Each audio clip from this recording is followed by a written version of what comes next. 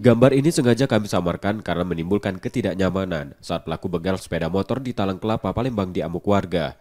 Dari video yang ramai di media sosial itu, terjadi perkelahian antara pelaku dan korban yang mencoba melawan saat sepeda motornya akan dibawa kabur pelaku.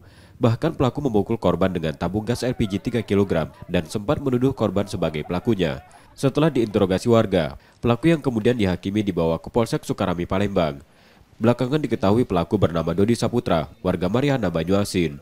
Polisi menerangkan, cara tersangka membegal sengaja mencari korban remaja untuk minta tumpangan. Setelah itu pelaku memaksa korban turun dari sepeda motornya dengan paksa.